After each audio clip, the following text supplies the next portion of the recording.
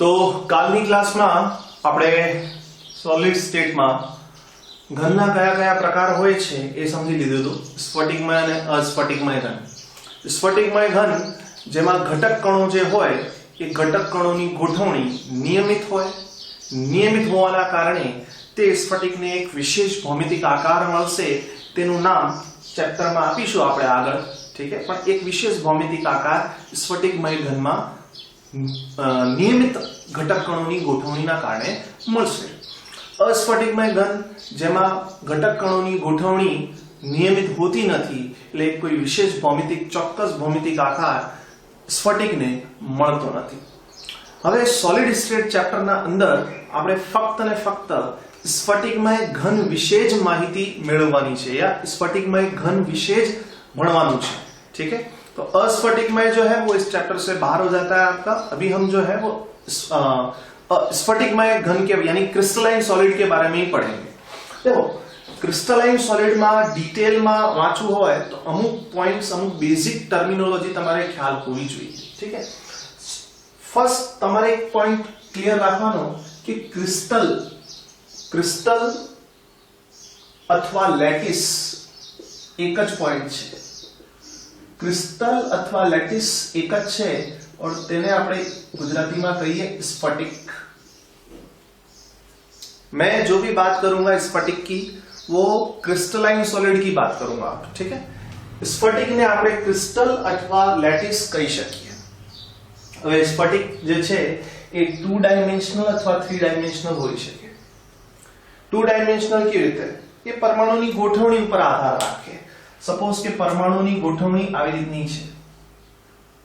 Atoms को आपने arrange किया हुआ है ऐसे, ये एटम्स को अरेंज किया हुआ है। या थोड़ा इसको मैं पास में बनाता हूं इस प्रकार से, क्योंकि घन में तो परमाणु घटक कणों नजीक में હોય।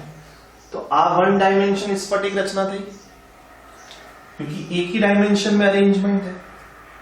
2 डायमेंशन करवानो હોય तो આવી રીતે आ घटक कण 2 डायमेंशन, ठीक है। तो घटक कणों की गोठवणी केवी મળે છે? नियमित। तो आपका ये 2 डायमेंशन स्फटिक हो गया, क्योंकि एक इधर आप अरेंजमेंट कर रहे हो, एक इधर अरेंजमेंट कर रहे हो। કેટલી ડાયરેક્શન માં અરેન્જમેન્ટ કર્યું છે? 2, એટલે કહેવાય 2 डायमेंशन स्फटिक रचना, ठीक है। 2 डायमेंशन स्फटिक रचना लैटिस, 2 डायमेंशन क्रिस्टल। अब यहाँ आवे छे एक पॉइंट 2 डायमेंशन પછી 3D हम पढ़ रहे हैं, लेकिन उससे पहले स्फटिक बिंदु लैटिस पॉइंट। आ आखो जे भाग छे ने, आ आखो भाग एक स्फटिक छे, एक लैटिस छे। तो लैटिस ना अंदर जे पण कोई घटक हाजर छे તેને આપણે કહીએ લેટિસ બિંદુ। मतलब सपोज के आ परमाणु हाजर છે ને, તો તેને આપણે કહીએ લેટિસ બિંદુ, લેટિસ પોઈન્ટ, या તેને કહીએ સ્ફટિક બિંદુ। જ્યારે ઘણા બધા સ્ફટિક બિંદુ એકબીજા સાથે જોડાય તો આખી સ્ફટિક રચના મળે છે। સમજ રहे? This is lattice point, this one is lattice point। એટલે કે ટૂંકમાં स्फटिक में हाजर जे पण घटक कणों छे, परमाणु, अणु अथवा आयन कोई पण होई शके, तेने ज आपणे शुं कहीए छीए? Lattice point. तेमनी गोठवणीने ज, ते बिंदुने ज शुं कहीए छीए? लैटिस पॉइंट्स, ठीक है। अब देखो खरेखर ध्यानथी समझो, खरेखर तो लैटिस जे छे एमां परमाणुओं बहु ज नजीक होय। हां, एक चीज और मैं आपको बता दूं, जे घटक कण छे ने, ये घटक कण कया कया छे ख्याल है ने? कल बता चुका मैं ऑलरेडी, परमाणु, अणु अथवा आयन। अब बच्चों बहुत कंफ्यूजन होता है कि सर इनके शेप तो अलग अलग होंगे। बिल्कुल, शेप अलग अलग होंगे, वो केमिकल बॉन्डिंग का पार्ट है। लेकिन सॉलिड स्टेट को समझने के लिए, घन अवस्था ने समझवा માટે આ બધા જ ઘટક કણોને આપણે શું કહીએ છીએ? સ્ફેરિકલ માની લેવાના છે, સ્ફેરિકલ ધારી લેવાના છે। यानी एक ये स्फेरिकल बॉल है, स्फेरिकल 3D बॉल, ત્રિપરમાણુય બોન્ડ. તો જેટલા પણ ચાહે પરમાણુ હોય તો પણ, અણુ હોય તો, આયન હોય તો, ઘટક કણ હોય તો તેને કેવું ધારવાનું છે? स्फेरिकल. तो स्फेरिकल मान यानी कोई न कोई परमाणु होगा. इसी को मैं क्या बोलूं? Lattice point. लैटिस पॉइंट जब अरेंज होंगे तो वो क्या बनेगा? आपका पूरा क्रिस्टल, पूरा लैटिस बनेगा. अब मैं एक और बात बता रहा हूं कि इस स्फटिक के अंदर, ઘનના અંદર જે લેટિસ બિંદુઓ હોય ખરેખર તો નજીક હોય, ખરેખર તો એકબીજા સાથે જોડાયેલા હોય, પણ આપણે સમજવાનું છે આ ચેપ્ટર, આપણે આ ચેપ્ટર સમજવાનું છે એટલા માટે આ લેટિસ બિંદુઓને આપણે અહીંયા એક ડિસ્ટન્સ રાખીશું, એટલે ટૂંકમાં આ જ સ્ફટિક પ્રણાલીને આપણે એવી રીતે પણ સમજી શકીશું.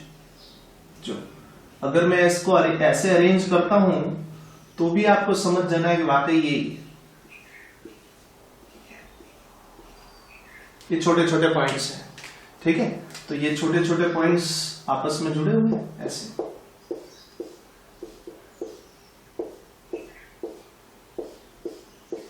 ખ્યાલ આવે છે તમને? હવે ખરેખર તો આ બે લેટિસ બિંદુઓ, આ બે લેટિસ પોઈન્ટ બહુ જ નજીક છે, પણ આ ચેપ્ટર સમજવું હોય તો આપણે આ બે લેટિસ બિંદુઓને આવી રીતે બનાવવા પડશે, જેમાં એક વચ્ચે અંતર રાખવું પડશે. ખરેખર અહીંયા પણ વચ્ચે અંતર છે ને, જો ને આ પોઈન્ટ થી લઈને આ પોઈન્ટ સુધી વચ્ચે અંતર છે. इसी डिस्टेंस को मैंने माइक्रोस्कोप से हमें देखना है तो ये लगभग इतना हो जाएगा. तो ये जो डिस्टेंस है, ये वाली डिस्टेंस ये हो गया. समझ रहे हो? अब मैं आपको समझा चुका हूं 2 डायमेंशनल स्फटिक, લેટિસ બિંદુ એમાં. હવે રહ્યો એકમ કોષ, યુનિટ સેલ. જો બહુ ઇમ્પોર્ટન્ટ છે આ આપણા જેટલા લેટિસ બિંદુઓ છે એ લેટિસ બિંદુઓને આપણે જોડીએ, તેના સેન્ટરને આપણે જોડીએ. આના સેન્ટર થી આના સેન્ટર, इधर सेंटर से इधर सेंटर, આ બધા સેન્ટરને આપણે જોડીએ તો એક વિશેષ આકાર મળે છે. આ વિશેષ આકાર હમણાં સ્ક્વેર છે, ચોરસ, ठीक है, क्योंकि 2 डायमेंशनल पढ़ रहे हैं. तो ये जो विशेष भौमितिक आकार मिला, ये विशेष भौमितिक आकार को हम बोलेंगे एकम कोश, यूनिट सेल. और हम ऐसा भी बोल सकते हैं, एकम कोश को ऐसा ही बोल सकते हैं कि ये बार बार रिपीट होता है. कैसे? जैसे ये आपका चौरस, अब जैसे मैं आपको बोलूं ये 2 डायमेंशनल लैटिस है, तो इसका एकम कोश क्या है, यूनिट सेल क्या है? तो इसका यूनिट सेल है आपका स्क्वायर, कोई चौरस, क्योंकि यही बार बार रिपीट होगा. देखो यहां बना तो इसके सेंटर से भी जोड़ो, ये चौरस, आ एकम कोश और ये एकम कोश. तो લેટિસ બિંદુઓને એકબીજાથી જોડવાથી સ્ફટિક રચનામાં નાનામાં નાનો એક વિશેષ ભૌમિતિક આકાર મળે છે. ફરી સાંભળજો, લખવાનું તો લખી દેજો. સ્ફટિક રચનામાં લેટિસ બિંદુઓને જોડવાથી, સ્ફટિક રચનામાં લેટિસ બિંદુઓને જોડવાથી એક નાનામાં નાનો વિશેષ ભૌમિતિક આકાર મળે છે. એ વિશેષ ભૌમિતિક આકાર આખા સ્ફટિકમાં વારંવાર પુનરાવર્તિત થાય છે, જેના કારણે આખી સ્ફટિક રચના મળે છે. अब ये तो रही 2 डायमेंशनल की बात. क्या आपको समझ में आ चुका है? 2 डायमेंशनल स्फटिक, इसका स्फटिक बिंदु, इसका एकम कोश. एकम कोश यानी लेटिस बिंदुओं को हम जोड़े तो एक विशेष प्रकार का आकार मिलेगा जो पूरे स्फटिक में रिपीट होगा, उससे पूरा स्फटिक आपका बनेगा. उसी को हम क्या बोलते हैं? Unit cell. अब 3 डायमेंशनल समझना है तो देखो ये 2 डायमेंशन है. अब 3 डायमेंशन ये क्यों बनाया आपको भी पता चल जाएगा, क्योंकि अगर मैं 3 डायमेंशन बनाने गया तो आपको कंफ्यूजन होगा, पता ही नहीं चलेगा मैं क्या करना चाह रहा हूं. देखो 3 डायमेंशन है तो क्या करना है, इसके ऊपर रखना है ना, तेना ऊपर कोई परमाणु आवવો જોઈએ ને, તેના ઉપર પરમાણુ આવી રીતે.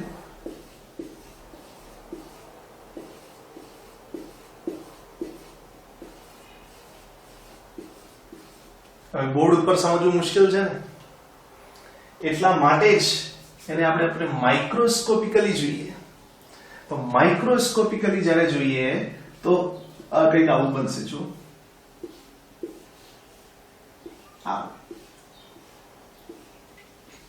ठीक है.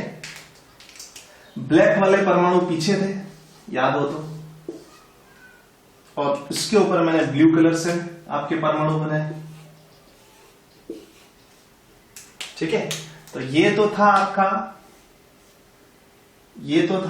आपका 2 डायमेंशन.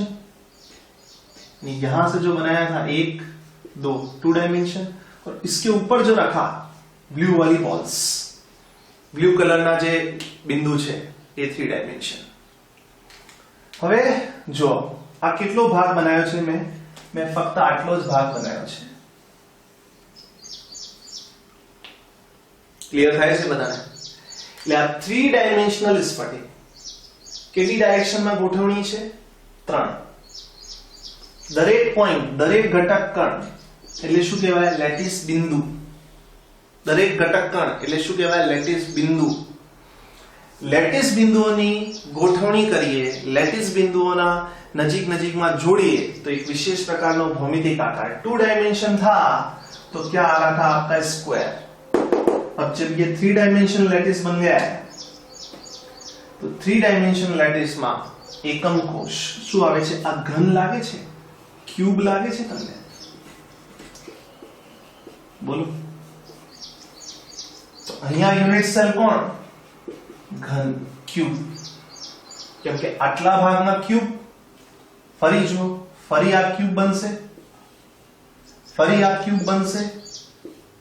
તો ક્યુબિક રચના વારંવાર રિપીટ થશે. તો તેને શું કહેવાય? એકમ कोश, यूनिट सेल. जो अब इस चैप्टर को अगर ये 3 पॉइंट समझ में आएगा तो चैप्टर पढ़ने में मुश्किल नहीं होगी. क्या क्या है? 2D तो स्फटिक रचना ठीक है, चलो इसको ये आएगा नहीं 2D वाला, तो 3D पढ़ना है. लेकिन 2D समझोगे तो 3D आएगा ना. तो લેટિસ બિંદુઓની ગોઠવણી એટલે જે સ્ફટિક છે એના અંદર જેટલા પણ ઘટક કણો ગોઠવણી છે એને લેટિસ બિંદુ કહીએ. લેટિસ બિંદુઓને નજીકમાં જ્યારે જોડીએ એટલે તેને ઇમેજનરી કાલ્પનિક લાઈનથી ડ્રો કરીએ નજીકના બિંદુઓને, તો એક વિશેષ પ્રકારનો ભૌમિતિક આકાર આવે છે. એ વિશેષ પ્રકારનો ભૌમિતિક આકાર આખા સ્ફટિકમાં વારંવાર રિપીટ થશે.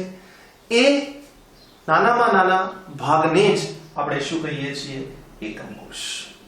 अब हम पढ़ने वाले हैं कया कया एकम कोश होई શકે. ठीक है. कोशोना प्रकार.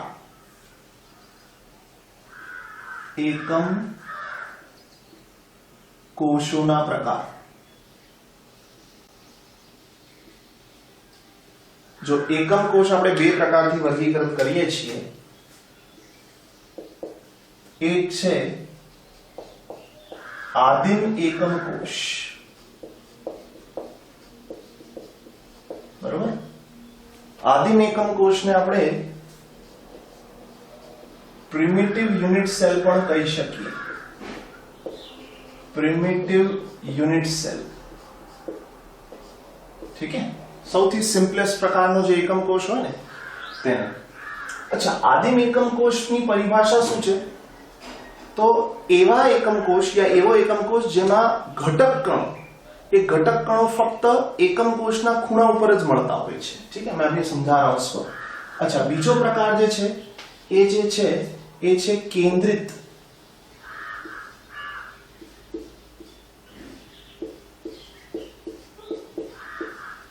કેન્દ્રિત એકમ કોષ. કેન્દ્રિત એકમ કોષને આપણે કહીએ सेंटर्ड यूनिट सेल. ठीक है. अच्छा, घटक कणो તમને બધાને ખ્યાલ જ છે. લાસ્ટ લેક્ચરમાં પણ બતાવ્યું કે ભાઈ કોણ કોણ હોઈ શકે? પરમાણુ હોઈ શકે, અણુ હોઈ શકે અથવા આયન હોઈ શકે.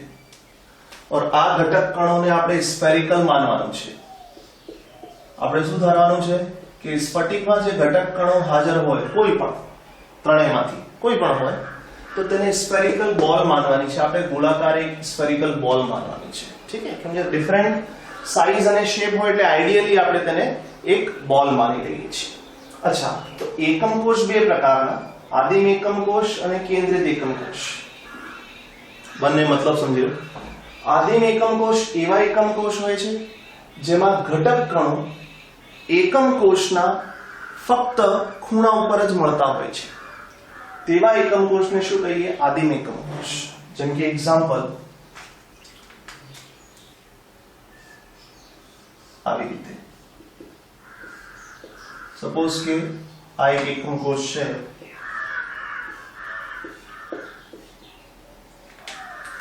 હવે ઘટક કણો મળે તો આ એકમ કોષના ફક્ત ખૂણા ઉપર આવી રીતે, ઠીક છે. આને જે નામ કહેવાય એનું, આને કહેવાય સિમ્પલ ક્યુબિક યુનિટ સેલ. ઠીક છે. હવે આ નાનામાં નાનો ભાગ, આખો ભાગ વારંવાર આ બાજુ this side આખું વારંવાર રિપીટ થશે और આખી સ્ફટિક રચના બનાવશે. ઠીક છે. પણ જે ઘટક કણો છે આ સિમ્પલેસ્ટ ભાગના ફક્ત ખૂણા ઉપર મળે છે એટલે આદિમ એકમ કોષ કહેવાય. તેની પરિભાષા તમે અહીંયા લખી શકો છો આદિમ એકમ કોષની, કે એવો એકમ કોષ જેમાં ઘટક કણો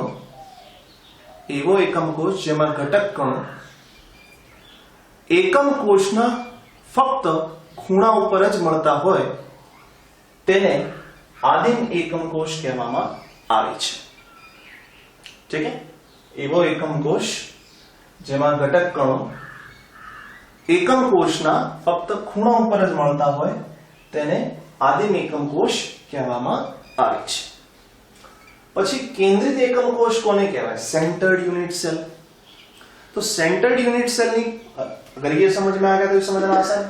सेंटर्ड यूनिट सेल માં શું થશે? જે પણ ઘટક કણો હોય એ ઘટક કણો ખૂણા ઉપર તો મળશે જ, પણ એકમ કોષના ખૂણા સિવાયના કોઈ બીજા સ્થાન ઉપર પણ મળે. કેવી રીતે સમજીએ તો કેન્દ્રિત એકમ કોષ પાછા આપણા ત્રણ પ્રકારના હોય છે. ફર્સ્ટ હોય છે એફસીસી. તેને આપણે ગુજરાતીમાં ફલક કેન્દ્રિત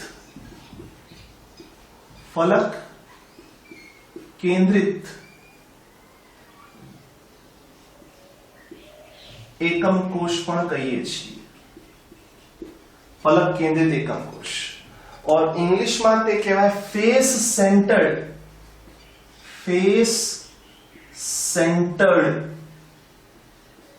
cubic unit cell. Face centred cubic unit cell, इसीलिए face centred cubic unit cell, इसलिए इसको शॉर्ट में क्या लिखा मैंने? एफसीसी. फलक केंद्रित एकम कोष. एवा एकम कोष में શું થશે? જો ધ્યાનથી ધારો કે આ એકમ કોષ છે, ક્યુબિક એકમ કોષ છે. ठीक है, આ એક ક્યુબિક એકમ કોષ છે. तो क्यूबिक एकम कोष तो सिंपल है, સૌથી સિમ્પલેસ્ટ પ્રકારનો. એટલે ઘટક કણો ફક્ત ક્યાં મળે? ખૂણા ઉપર. તો આ તો શું બની ગયું? Simple cubic unit cell. પણ આપણે શું બનાવવાનું છે? ફલક કેન્દ્રિત એકમ કોષ, ફલક કેન્દ્રિત ક્યુબિક એકમ કોષ. તો પરમાણુ ખૂણા ઉપર તો મળશે જ, એઝ વેલ એઝ જે આ એકમ કોષની દરેક ફલક છે ને, દરેક ફેસ છે. સપોઝ કે કેટલી ફેસીસ છે ટોટલ આ એકમ કોષમાં આપણે જોઈએ તો 6 1 2 3 4 5 and 6. तो 6 फलक છે. फेस समझो છો ना તમે? सपोज कि तुम जिस रूम में बैठे हो उस रूम की दीवारों को इमेजिन करो. तो सपोज कि ये पूरी जो दीवार हो गई ये पूरी एक फलक हो गई, एक फेस हो गई. तो આવી જ ફલક સામેની જ બાજુ એટલે 2, આ બાજુની 4, ઉપરની અને નીચેની 6. તો ટોટલ કેટલી ફલક છે? 6. તો દરેક ફલકના કેન્દ્રમાં પણ જો પરમાણુ या ઘટક કણ મળતો હોય, જો 4 તો આ ગોઠવાઈ ગયા, એક આ પાછળની ઇમેજિનેશન કરવું પડશે. 3 ડાયમેન્શનલ વ્યૂ હોવું જોઈએ. એક પરમાણુ પાછળની ફલકમાં और આગળની જે ફલક છે આ ફ્રન્ટ સાઈડની અહીંયા આવી રીતે બનાવવામાં આવશે. समझो છો? હવે આ 3 डायमेंशनल डायग्राम समझવું પડશે. मैं वीडियो भी ऐड करूंगा, अभी आपको समझ में आ जाएगा एफसीसी किसको बोलते हैं, लेकिन यहां इमेजिन करो. तो केंद्रित एकम कोष કોને કહેવાય? જેમાં ઘટક કણો ખૂણા ઉપર તો મળે જ અને ખૂણા સિવાયના કોઈ બીજા સ્થાન ઉપર પણ મળે. તો ખૂણા સિવાયનો બીજો સ્થાન કયો છે અહીંયા ફલક કેન્દ્રિતમાં? તો દરેક ફલકનો સેન્ટર. ટોટલ ફેસીસ કેટલી? 6 ફેસીસના દરેકના સેન્ટરમાં એક એક પરમાણુ પણ આવશે. એટલે કહેવાય કેન્દ્રિત એકમ કોષ, ફલક કેન્દ્રિત ક્યુબિક એકમ કોષ, એફસીસી. ઠીક છે. સેકન્ડ જે છે એ છે બીસીસી. બીસીસી ને કહેવાય body centred cubic unit cell. ગુજરાતીમાં કહેવાય તેને અંતઃકેન્દ્રિત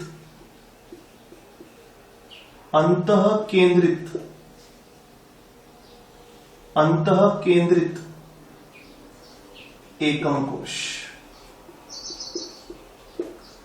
ઇંગ્લિશમાં લખવાનો ઇંગ્લિશમાં લખી દેજો.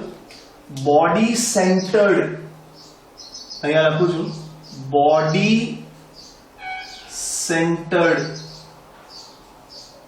Cubic unit cell. Body centred cubic unit cell કેવી રીતે બનશે? જો સૌથી પહેલા સિમ્પલેસ્ટ બનાવી લઈએ. સૌથી સાદા પ્રકારનું સિમ્પલ ક્યુબિક યુનિટ સેલ. તો આ છે સિમ્પલ ક્યુબિક યુનિટ સેલ. ઠીક છે. સિમ્પલમાં પરમાણુ ફક્ત ક્યાં મળે? ઘટક કણો ક્યાં મળે? ફક્ત ખૂણા ઉપર. આ ખૂણા ઉપર મળે છે. હવે ખૂણા સિવાયનો કોઈ બીજા સ્થાન ઉપર પણ મળશે. તો ખૂણા સિવાયનો બીજો સ્થાન કયો? જો ફલકના કેન્દ્રમાં મળે તો ફલક કેન્દ્રિત. પણ આપણે બનાવવાનું છે અંતઃકેન્દ્રિત, બીસીસી, બોડી સેન્ટર્ડ. તો ક્યાં મળશે? એ જે ઘટક કણ મળશે ખૂણા સિવાય એ એકમ કોષના વચ્ચોવચ્ચ સેન્ટરમાં. એટલે કે તમે જે રૂમમાં બેઠા છો, તમે જે રૂમ ઇમેજિન કરો અને એના સેન્ટરમાં જે ભાગ છે ને, ये सेंटर ना भाग में इस पूरे एकम कोश के फलक में नहीं, इस पूरे एकम कोश के सेंटर में, बिल्कुल एग्जैक्ट सेंटर में ये जो परमाणु है वहां पर प्रेजेंट है. तो एवा एकम कोश ने कहवाय body centred cubic unit cell. ठीक है, बीसीसी. थर्ड प्रकार जे छे ए छे ईसीसी. તેને કહેવાય अंत. सिंपल अंत અને अंत, ध्यान रखना, अंत और अंत केंद्रित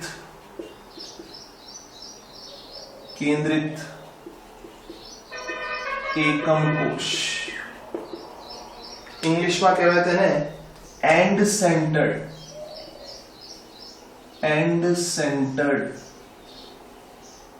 यूनिट सेल. एंड सेंटर्ड घटक कणो क्या મળશે? એટલે ખૂણા ઉપર તો મળવાના જ છે, ખૂણા ઉપર તો મળવાના જ છે અને ખૂણા સિવાયના કોઈ બીજા સ્થાન ઉપર પણ મળે. તો ઘટક કણો ખૂણા ઉપર. ठीक है, आ तो बनी गયું सिंपल. પછી હવે જો એન્ડ સેન્ટર્ડ બનાવવાનું છે ને, અંત કેન્દ્રિત એકમ કોષ.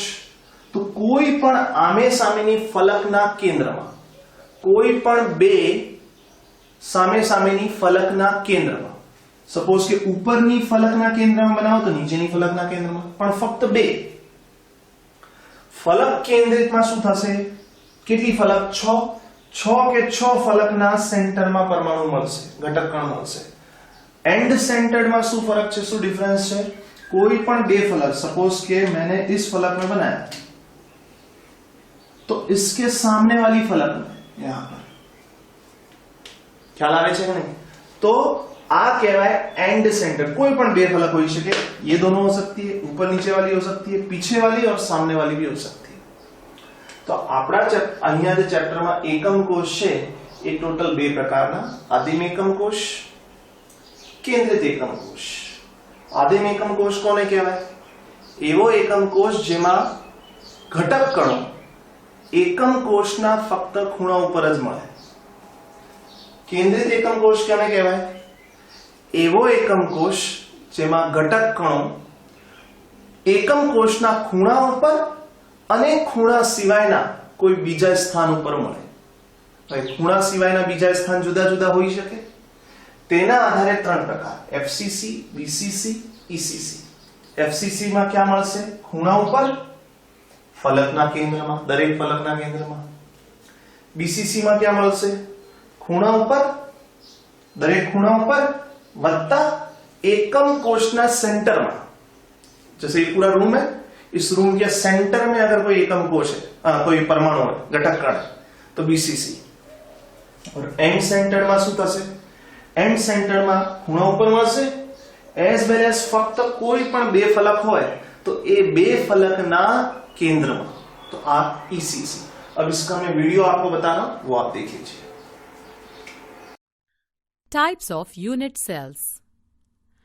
Based on the position of constituent particles in a unit cells are broadly classified into primitive unit cell, centered unit cells.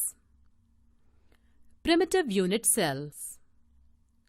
When constituent particles are present only on the corner positions of a unit cell, it is called as primitive unit cell. It is denoted by the letter P. Centered unit cells. When constituent particles are present not only at the corner positions but also at some other positions within the crystal, then the cell is known as centered unit cell. Centered unit cells are further classified into body-centered unit cell, face-centered unit cell, end-centered unit cell. Body-centered unit cell. In this type of unit cell, one constituent particle such as atoms, molecules or ions is present at the center of the unit cell, in addition to the particles present at the corner positions. Body-centered unit cell is denoted by the letter I. In face-centered cubic unit cell.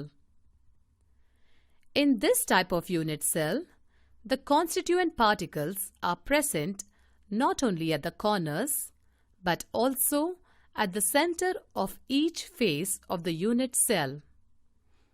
Face center unit cells are denoted by the letter F. એ છે એકમ કોષમાં રહેલા પરમાણુઓના સંખ્યાની ગણતરી। રહેલા પરમાણુની સંખ્યાની ગણતરી।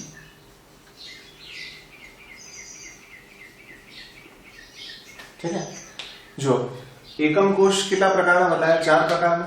Simple, FCC, BCC, body centred અને ईसीसी, एंड सेंटर्ड, છેડો કેન્દ્રિત। ठीक है, तो एकम कोषમાં હવે જે પરમાણુ હાજર છે એ ખૂણા ઉપર છે સિમ્પલમાં, और બાકી 3 માં ખૂણા અને ખૂણા સિવાયના કોઈ બીજા સ્થાન।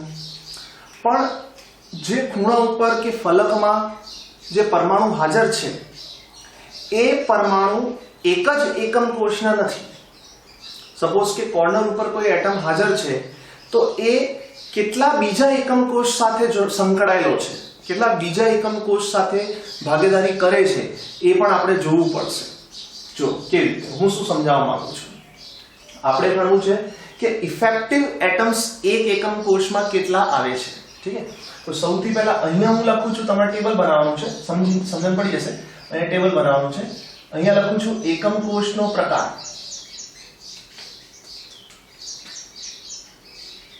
એકમ કોષનો પ્રકાર.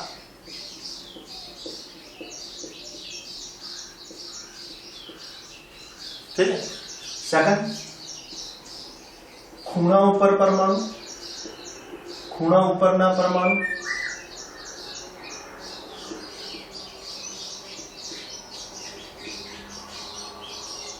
થર્ડ,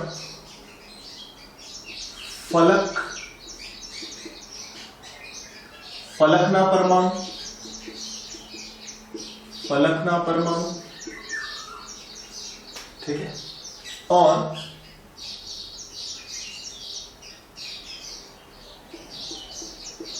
केंद्रना परमाणु,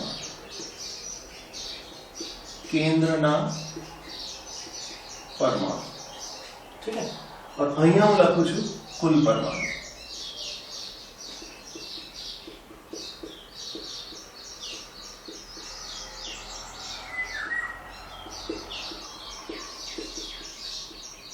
ठीक है. जो एकम कोषનો પ્રકાર, સૌથી પહેલા એકમ કોષ જે છે એ છે simple cubic, simple cubic unit cell. તેને આપણે સાદો ઘન પણ કહીએ છીએ, સાદો ઘન. ઠીક છે. પરમાણુ ફક્ત ક્યાં મળે છે? ખૂણા ઉપર, ફલકમાં મળતા નથી. કેન્દ્રમાં કોઈ, એટલે કેન્દ્ર એટલે એકમ કોષનો કેન્દ્ર. ઠીક છે. तो ત્યાં પણ કોઈ પરમાણુ નથી.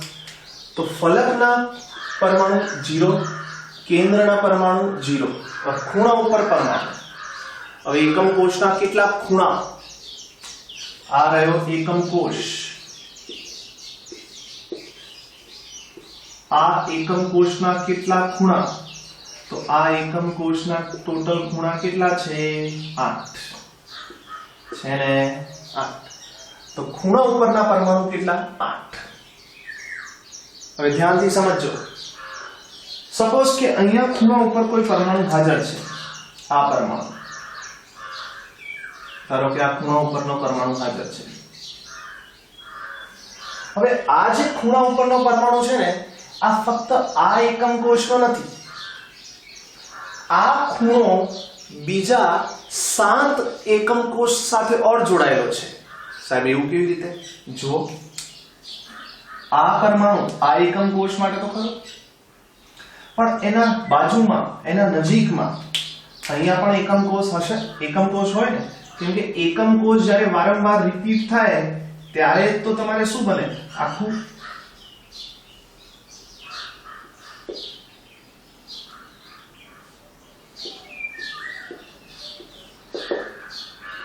જો આવી રીતે. તો આ પરમાણુ આ એકમ કોષ માટે ખરો, તેના બાજુના એકમ કોષ માટે પણ છે. જે રીતે આ બે એકમ કોષ છે, આવી રીતે તેના પાછળના બે એકમ કોષ હશે. पीछे की तरफ भी तो 2 एकम कोष होंगे. तो 2 ये हो गए, 2 इसके पीछे के हो गए. टोटल કેટલા એકમ કોષ થયા? 4. તો આ ખૂણો 4 એકમ કોષ વચ્ચે, અને જેવા 4 એકમ કોષ ઉપર છે, આવી જ રીતના 4 એકમ કોષ નીચે હશે. ટૂંકમાં એવું કહીએ ને કે આ જે એક ખૂણો છે, આ એક ખૂણો કેટલા એકમ કોષ વચ્ચે વહેંચાયેલો છે? टोटल 8. नहीं इमेजिन हो रहा है तो जिस भी रूम में बैठे हो आप, अगर वो रूम आपका क्यूबिक है तो उसका कोई भी कॉर्नर देख लो. ठीक है. सपोज कि आप खूणो જોઈ લઈએ, આ कॉर्नर જોઈ લઈએ, तो આ कॉर्नर ऊपर एक परमाणु इमेजिन करो તમે. ठीक है. આપણો આ એકમ કોષ, આ તો એક એકમ कोष है. अपन जिस रूम में पढ़ाई कर रहे हैं वो एक एकम कोष. इसके बाजू में एक रूम भी होगा, बीजो एकम कोष. 2 रूम था तो બે વચ્ચે વહેંચાય 2 એકમ કોષ. પછી જે રીતે 2 એકમ કોષ આ બાજુ છે, આવી રીતના 2 એકમ કોષ એના ઉપર પણ હશે. ટોટલ કેટલા થયા? 4. और 4 એકમ કોષ જે રીતે અહીંયા છે, આવી રીતે 4 એકમ કોષ સામેની સાઈડ પણ હશે, यानी इस रूम के पीछे वाला रूम. तो टोटल आ खूणो કેટલા એકમ કોષ વચ્ચે? 8 વચ્ચે. तो आ खूणा ऊपर जे परमाणु होय એ કેટલા એકમ કોષ વચ્ચે વહેંચાયેલો હોય? 8 एकम कोश वच्चे, यानी ये वाला एटम जो है वो टोटल 8 आपके एकम कोश होंगे, उनके बीच में डिस्ट्रीब्यूटेड है। तो एक एकम कोश में तेनी भागीदारी કેટલી? तो आ तो 1/8 ने, यानी आप ऐसा मान लो 1/8 कितना भाग होगा आपका? आप ऐसा समझ लो कि सपोज मानो कि एक एप्पल है मेरे पास में, ठीक है, उस एप्पल को मैंने ऐसे काटा, आधा भाग हुआ, फिर ऐसे काटा, ठीक है, कितने भाग हो गए? 4, અને વચ્ચોવચ્ચ આવી રીતે કાપીએ, કેટલા ભાગ થઈ ગયા? 8. તો આ 8 માંથી ફક્ત એક 8મો જે ભાગ છે 1/8 ભાગ જે છે એ જ આપણા એકમ કોષમાં આવે, બીજા બધા ભાગ તો બીજા એકમ કોષમાં વહેંચાઈ જશે। તો ખૂણા ઉપર પરમાણુ ખૂણા કેટલા? ટોટલ 8 ખૂણા છે, પણ એક ખૂણાના કારણે આપણા એકમ કોષમાં કેટલો ભાગ આવે છે? 1/8 ભાગ જ આવે છે, यानी આપણા એકમ કોષમાં આ ખૂણા ઉપરનો જે પરમાણુ છે એ કેટલો ભાગ? ફક્ત 1/8। એવા ટોટલ 1/8 કેટલા? ટોટલ 8, કેમ કે 8 ખૂણા, તો 8 into 1/8, तो ખૂણા ઉપરના પરમાણુ 8 ગુણ્યા 1/8 इक्वल्स टू 1। ફલકમાં પરમાણુ નથી, 0, કેન્દ્રના પરમાણુ 0, तो सादा एकम कोश में कुल परमाणुओं संख्या कितनी? 1। ठीक है। सेकंड છે FCC, face centred cubic unit cell કહેવાય ફલક केंद्रित क्यूबिक एकम कोश। ठीक है, અહીંયા સિમ્પલી લખું છું ફલક કેન્દ્રિત એકમ કોશ। ठीक है, જો ફલક કેન્દ્રિતમાં પરમાણુ ક્યાં ક્યાં મળે છે? ખૂણા ઉપર તો મળશે જ, કેટલા? 8। ફલકના કેન્દ્રમાં પણ મળશે, કેટલી ફલક છે? 6। 1 2 3 4 5 6 6 કેન્દ્ર। एफसीसी में केंद्र एकम कोषना केंद्रमा कोई परमाणु नहीं મળે। હવે ટોટલ પરમાણુ તમે એવું કહો કે 8 * 6 8 + 6 14, એટલે 8 હાજર છે, 6 8 + 6 હાજર છે, પણ ભાગીદારી કેટલી? એકમ કોષમાં હિસ્સેદારી કેટલી? 14 એક હિસ્સેદારી એકમ કોષમાં નથી આ બધા પરમાણુની, કેમ કે 8 પરમાણુ છે એ તો ખૂણાના છે। હવે આ ખૂણા ઉપર હાજર પરમાણુ આપણા એકમ કોષમાં કેટલી ભાગીદારી રાખે? તો 1/8। એવા 8 ખૂણા, તો 1/8 * 8। 6 ફલક છે, 6 ફલક છે। ફલકનો પરમાણુ કેટલા એકમ કોષ વચ્ચે વહેંચાયેલો છે? સપોઝ કે આ ફલક છે, ધારો કે આ ફલક છે, ठीक है, અહીંયા ફલકના સેન્ટરમાં કોઈ પરમાણુ હોય, અહીંયા કોઈ, તો આ પરમાણુ આ એકમ કોષમાં આવે અને તેના સામેના તેના પાછળના એકમ કોષમાં આવે, એટલે કેટલા એકમ કોષ વચ્ચે વહેંચાય? એક ફલક 2 એકમ કોષ વચ્ચે વહેંચાય। તો આપણા ભાગમાં આપણા એકમ કોષમાં હિસ્સેદારી કેટલી? તો 1/2। એવી ટોટલ ફલક કેટલી? 6, तो 6 गुणिया 1/2, तो ये हो जाएगा 1 और ये हो जाएगा 3, तो टोटल परमाणु કેટલા? 4। क्लियर થાય છે બધાને હું શું કહેવા માંગુ છું? वीडियो भी मैं अभी इसका रखूंगा तो आपको समझ में आ जाएगा। ठीक है, थर्ड જે છે એ છે बीसीसी, बॉडी सेंटर्ड अंतः केंद्रित एकम कोश, body centred cubic unit cell. કેવી રીતે?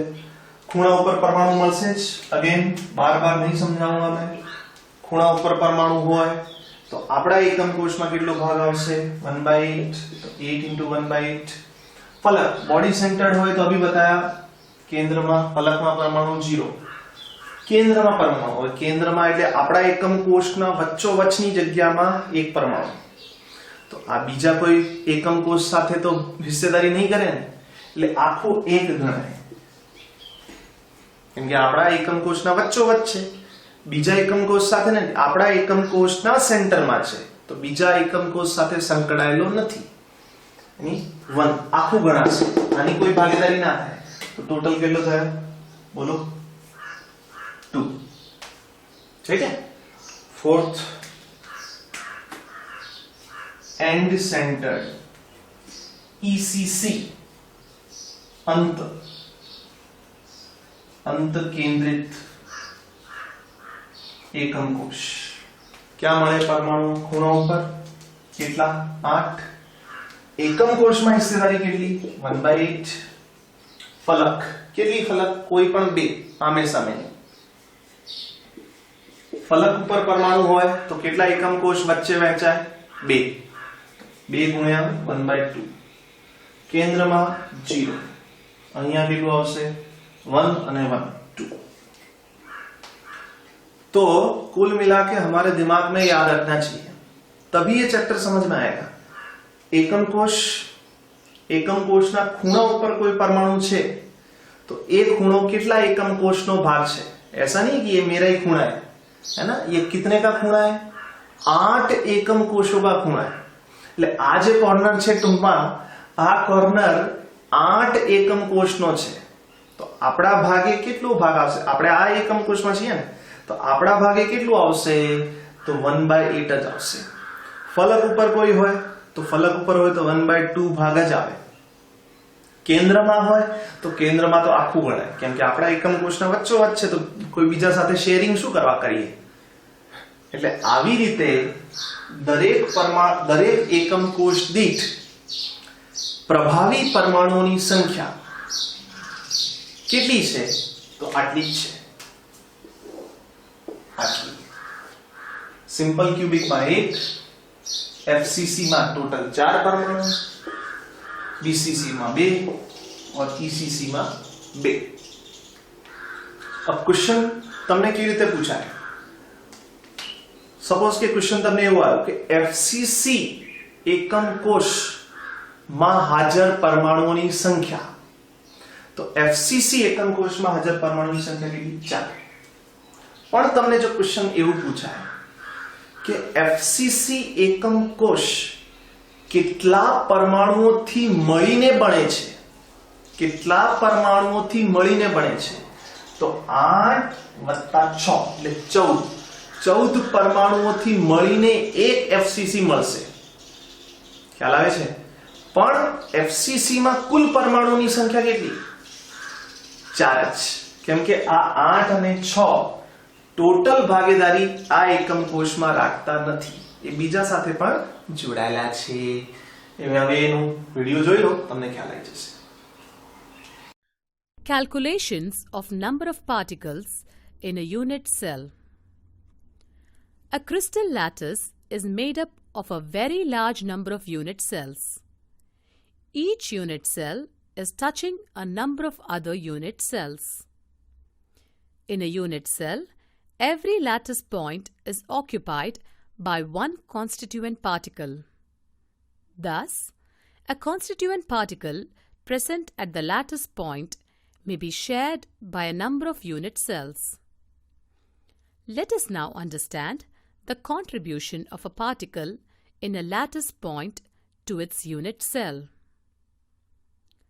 A corner atom is shared equally by 8 unit cells. 4 unit cells are present in the lower layer and 4 unit cells are present on the upper layer. Therefore, each corner atom contributes only 1/8 atom to a particular unit cell. A face-centered atom is shared equally by 2 unit cells having a common face. Therefore, an atom present at the center of the face of a unit cell contributes half atom to each unit cell. A body-centered atom is not shared by any adjacent unit cell in a crystal lattice. Therefore, it contributes fully to a unit cell. A edge-centered atom is shared by 4 adjacent unit cells in the crystal lattice. 2 unit cells are present in the lower layer and 2 unit cells are present on the upper layer. Therefore, it contributes only 1/4 of itself to a unit cell. Calculation of number of atoms per unit cells in primitive cubic unit cell. Simple cube. In simple cubic unit cell, there are 8 corners in a cube. There is 1 atom at each corner of the cube. Since each corner atom is shared equally by 8 unit cells, hence, each corner atom contributes 1/8 atom to each unit cell. Number of atoms in one simple cubic unit cell is equal to 8 into 1 by 8, which is equal to 1 atom. A simple cubic unit cell contains 1 atom. Calculation of number of atoms per unit cells in body-centered cubic unit cell. In a body-centered unit cell, there are 8 atoms at each corner positions and 1 atom at its body center. As each atom at the corner position contributes 1/8 to the unit cell, the contribution of those 8 corner atoms to the unit cell is 1 atom. The atom at the center of the unit cell is not shared by any other unit cell. Thus, its contribution to its unit cell is whole.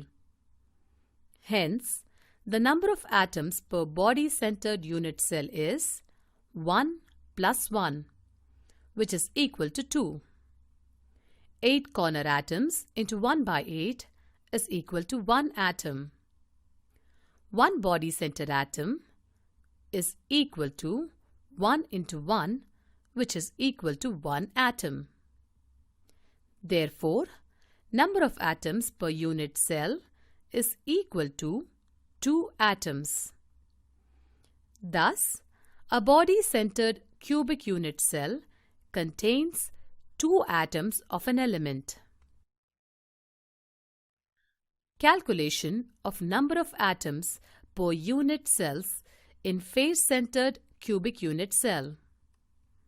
In a face-centered cubic unit cell, there are 8 atoms at the corner positions and 1 atom at the center of every face of the cube.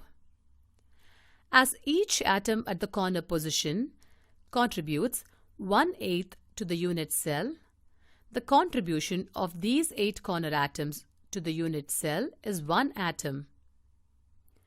Each atom at the face center is shared between 2 adjacent unit cells.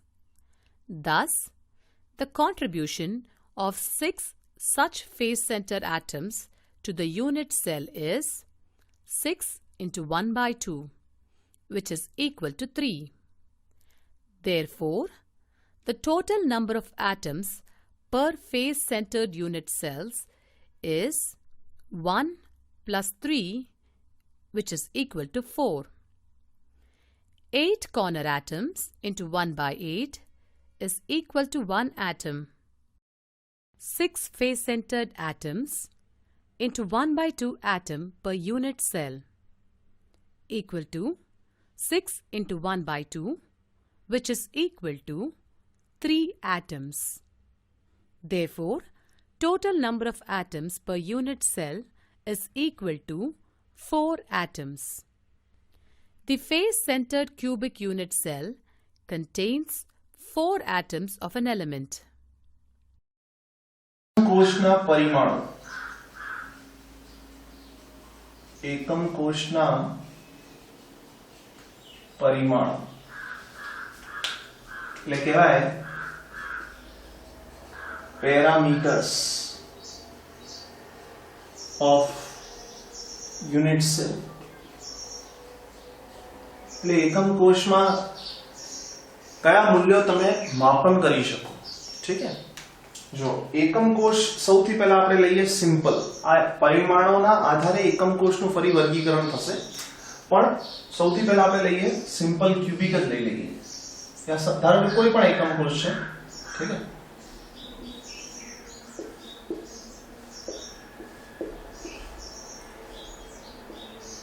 હવે આ એકમ કોષના અંદર કયા કયા મૂલ્યો માપન કરવાના છે એ જ આપણે સમજવું છે. ઠીક છે. તો સીધી વસ્તુ જોઈએ છે.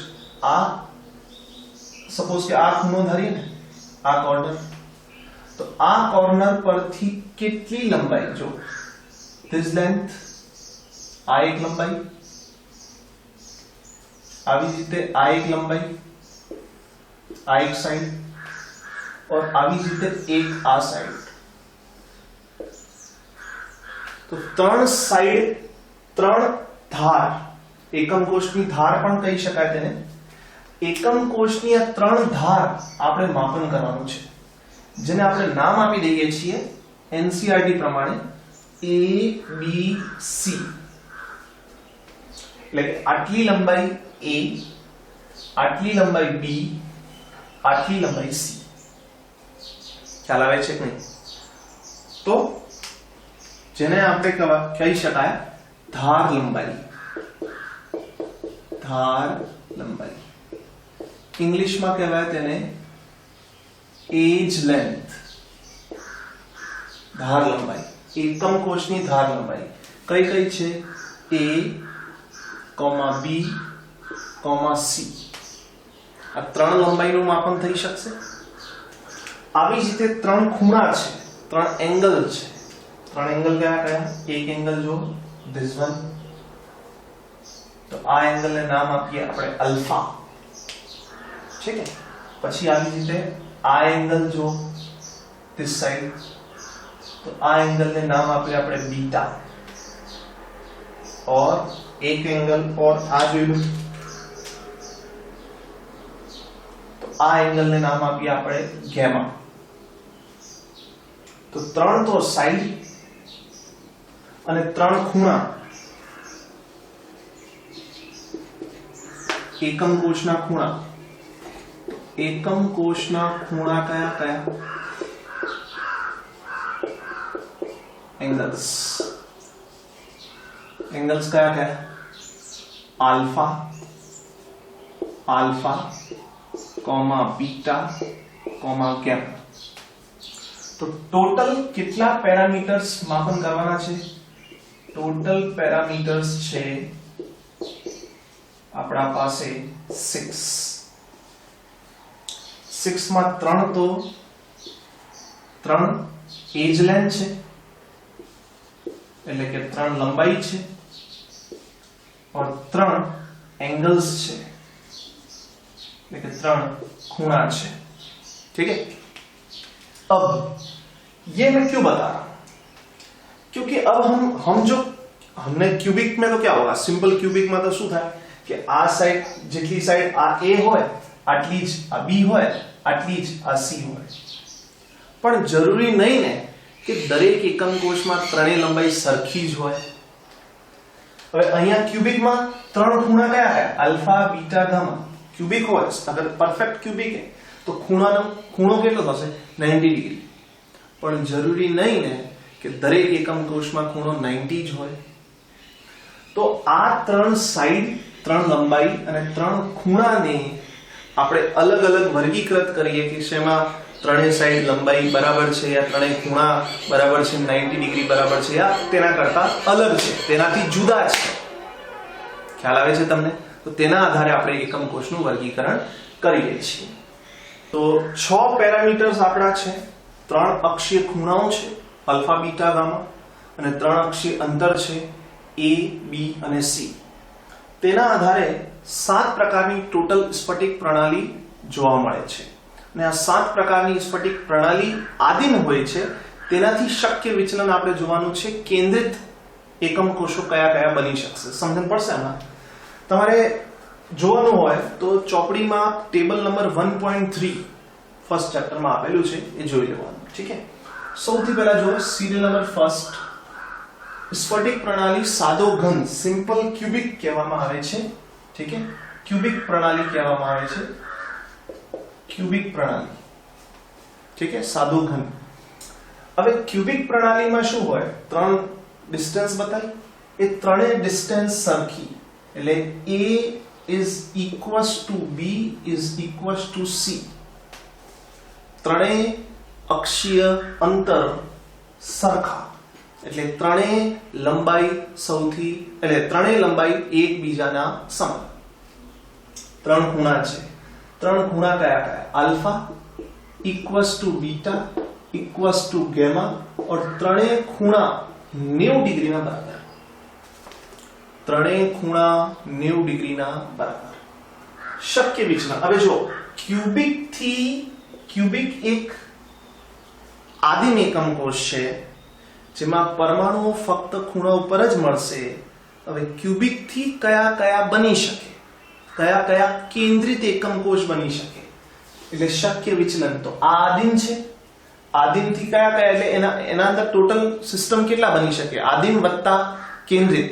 તો એક તો સિમ્પલ તો છે જ, સિમ્પલ ક્યુબિક યુનિટ સેલ, વત્તા એક બની શકશે એફસીસી, ફેસ સેન્ટર્ડ બની શકશે. એમાં ત્રણેય સાઈડ સરખી હોય, ત્રણેય ખૂણા સરખા હોય, 90 ડિગ્રી હોય, તો આદિમ હોઈ શકે, એટલે ફક્ત ખૂણા ઉપર એકમ કોષ, ખૂણા ઉપર પરમાણુ મળતા હોય, વત્તા એક ફલક કેન્દ્રિત વાળું પણ મળી શકે, એઝ વેલ એઝ એમાં જ बीसीसी पण मળી શકે. ईसीसी, इस प्रकार की प्रणाली के लिए ईसीसी वाला आपका एकम कोष नहीं बनता है. એટલે ક્યુબિક માં આ ગુણધર્મ છે, તેના ટોટલ 3 પ્રકાર, સિમ્પલ બની શકે, એફસીસી બની શકે, બીસીસી. ઉદાહરણ જો ઉદાહરણ તેના કયા કયા આપેલા છે, NaCl1, जिंक ब्लेंड ने આપણે કહેવાય ZnS, और एक और आपेलू है कॉपर. ठीक है, अब ये आपको यही चीज इंपॉर्टेंट है. क्यूबिक का गुणधर्म, क्यूबिक है मतलब सीधी बात है, ये आप समझ लो कि आ एकम कोष ने ત્રણ સાઈડ, this one, ત્રણેય સાઈડ લંબાઈ, ધાર લંબાઈ સરખી, ખૂણા અલ્ફા, બીટા, ગેમા, ત્રણેય ખૂણા સરખા, કેટલા, 90 डिग्री. अब इसमें क्या क्या बन सकता है, एक तो सिंपल, ये वाला, ये सिंपल बन जाएगा. और कौन सा बन सकता है, बीसीसी, ये बन सकता है. इसी में कौन सा बन सकता है, एफसीसी, 1 2 3 4 5 6. ख्याल आवे छे बधाने? ठीक है. सेकंड जे छे ए छे टेट्रागोनल.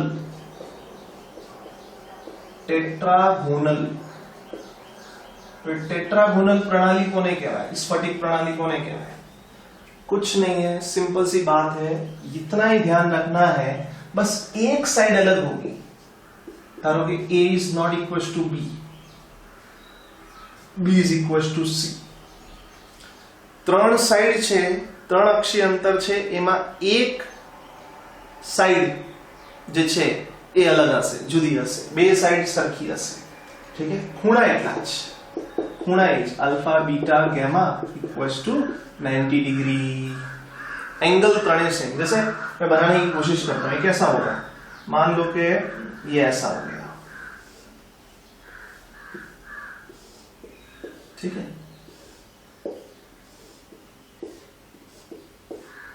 ये ऐसा.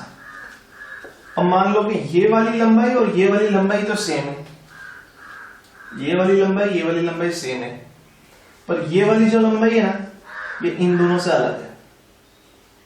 खूणा, ત્રણેય ખૂણા કેવા, સરખા, કેટલા, 90 ડિગ્રી. ક્લિયર? હવે એમાં કયા કયા બની શકશે, આદિમ તો ખરો, એક સિમ્પલ તો ખરો. ठीक है, પ્રિમિટિવ બની શકશે, સિમ્પલ બની શકશે, सिंपल वत्ता एक और जो बनी सके एमा बीसीसी बनी सके. फक्त કેટલા बनी सके, 2.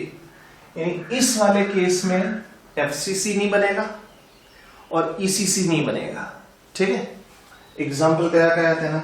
તો એક છે વ્હાઇટ ટીન, સફેદ ટીન, વ્હાઇટ ટીન. પછી નેક્સ્ટ છે SnO2, SnO2, TiO2 અને BaSO4. આ બધા જે ક્રિસ્ટલ હોય, સ્ફટિકમય ઘન પદાર્થ હોય, તે આ પ્રકારના એકમ કોષ ધરાવતા હોય. ક્લિયર है બધાને? ટેટ્રાગોનલ ક્લિયર. થર્ડ જે છે એ છે ઓર્થોરોમ્બિક. ऑर्थोरोम्बिक ठीक है. तो ऑर्थोरोम्बिक जो सिस्टम है यहीं से आ रहा है, कुछ चेंज नहीं करना है. ऑर्थोरोम्बिक में त्रणेय side जुदी जुदी. A is not equals to B, B is not equals to C. ત્રણેય સાઈડ જુદી જુદી. ખૂણા alpha beta gamma equals to 90. ત્રણેય ખૂણા સરખા, ત્રણેય ખૂણા સરખા 90 ડિગ્રી. ત્રણેય અક્ષીય અંતર જુદા જુદા, અલગ અલગ, એટલે કે શું કહેવાય? ઓર્થોરોમ્બિક સ્ફટિક પ્રણાલી. હવે તેના શક્ય વિચલન ધ્યાનથી સમજો. ચારે ચાર બની શકશે. સિમ્પલ બની શકશે, બીસીસી બની શકશે, એમાં એફસીસી પણ બની શકશે, और એમાં ઈસીસી પણ બની શકશે. ઓર્થોરોમ્બિક સ્ફટિક પ્રણાલી જ્યારે આવે તો ચારે ચાર એકમ કોષ આદિમ વત્તા કેન્દ્રિત બની શકશે. ગુણધર્મ ત્રણેય સાઈડ જુદી જુદી, ત્રણેય ખૂણા સરખા. કેટલા? 90. એક્ઝામ્પલ તેના કયા કયા છે? એમાં છે રોમ્બિક સલ્ફર, એક છે રોમ્બિક સલ્ફર,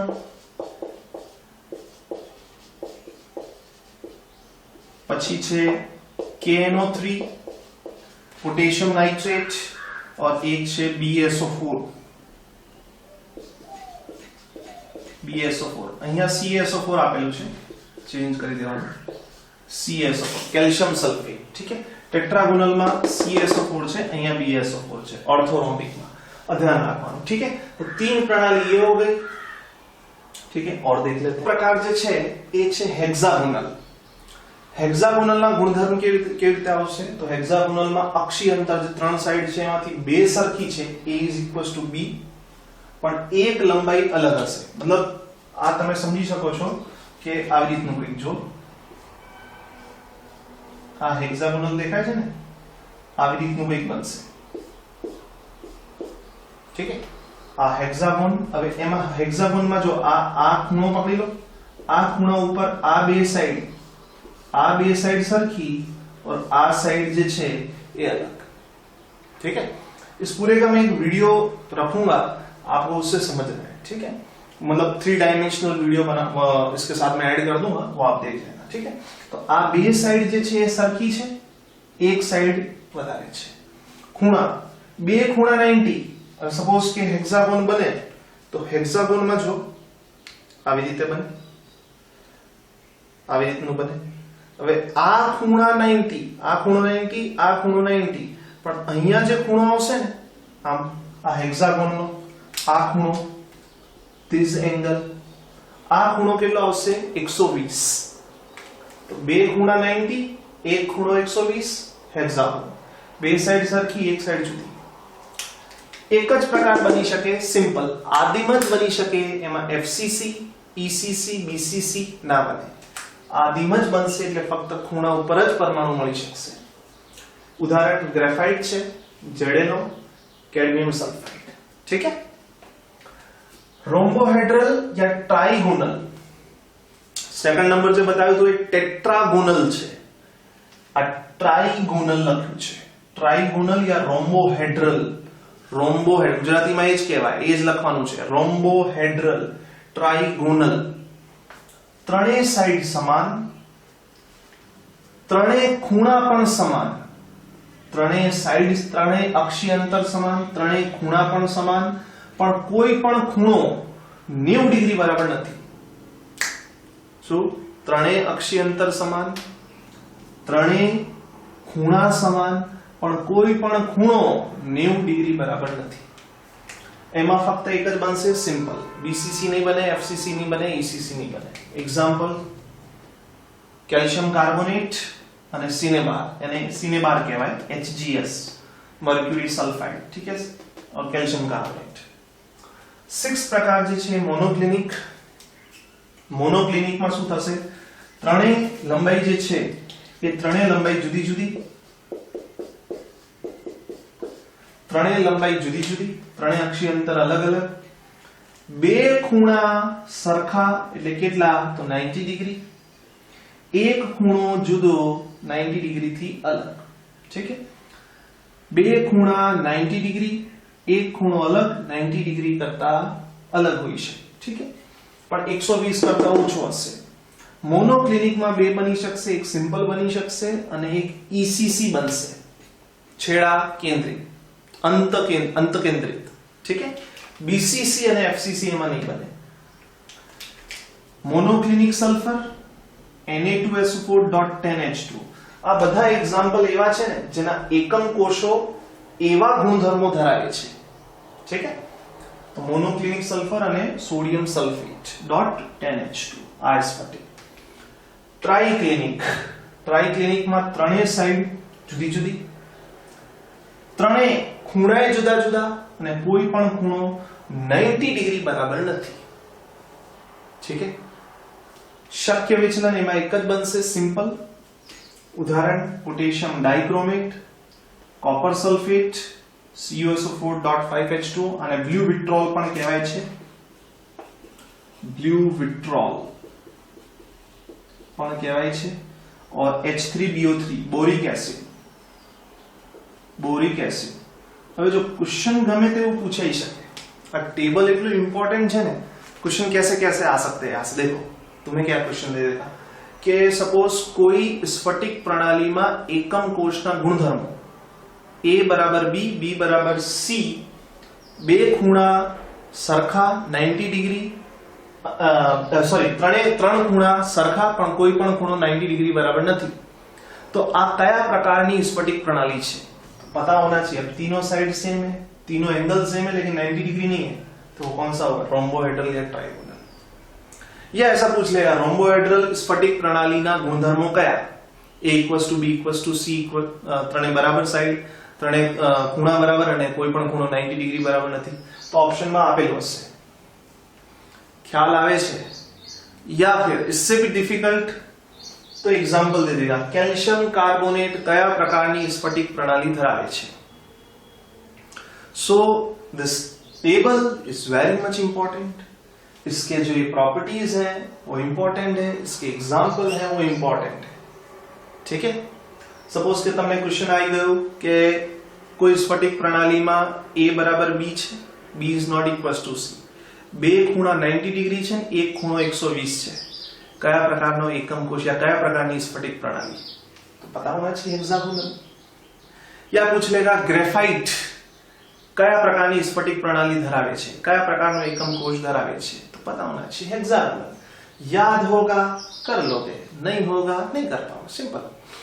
હવે જો એમાં એક ઓર ક્વેશ્ચન ખાસ, મોસ્ટ સિમેટ્રિકલ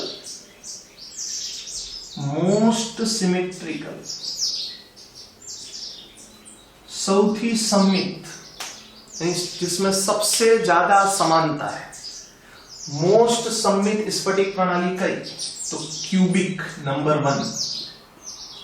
क्यूबिक स्फटिक प्रणाली સૌથી સમમિત છે, કેમ કે ત્રણેય સાઈડ સરખી છે, ત્રણેય ખૂણા સરખા છે અને કેટલા છે? 90 ડિગ્રી, ठीक है. और आपको पूछ ले मोस्ट अनसिमेट्रिकल,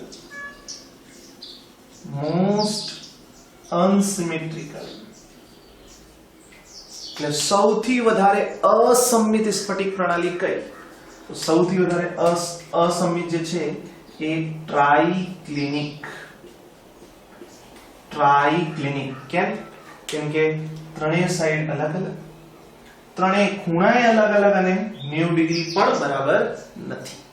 તો ક્વેશ્ચન आपको पूछ ले मोस्ट सिमेट्रिकल स्फटिक प्रणाली कई? तो क्यूबिक. मोस्ट अनसिमेट्रिकल कई? तो ट्राइक्लिनिक. આમાંથી અક્ષીય અંતર અક્ષીય ખૂણાના આધારે કોઈ પણ ક્વેશ્ચન આવી જાય તો તમે યાદ હશે તો કરી શકશો. મોનોક્લિનિક, સપોઝ કે મોનોક્લિનિક હોય, મોનોક્લિનિક સ્ફટિક પ્રણાલી માટે ગુણધર્મો કયા? તો અક્ષીય અંતર ત્રણે અલગ અલગ, अक्षीय खूणा, बे खूणा 90 डिग्री, एक खूणा 90 डिग्री बराबर नहीं. ठीक है. अब इसका मैं पूरे का जो 7 सिस्टम है, अब 7 सिस्टम है वो तो प्रिमिटिव है, आदिम. तेना शक्य विचलन સાથે ગણીએ ને ટોટલ 14 બને છે. ટોટલ કેટલા બને છે? 14. 1 2 3 4 5 પાંચવા અને પહેલા ઓર્થો એટલે ક્યુબિકમાં બતાયા 3 8, પછી પેલામાં ટેટ્રાગોનલમાં બતાયા 2 એટલે 10, અને ઓર્થો રોમ્બોહેડ્રલ જે બતાવ્યું હતું થર્ડ નંબર, ઠીક છે, ઓર્થોરોમ્બિક, સોરી, ઓર્થોરોમ્બિકમાં ટોટલ કેટલા? 4. તો ટોટલ બ્રેવિસ, આને કહેવાય બ્રેવિસ ક્રિસ્ટલ લેટિસ સિસ્ટમ, કેટલા? 14. ક્લિયર હે?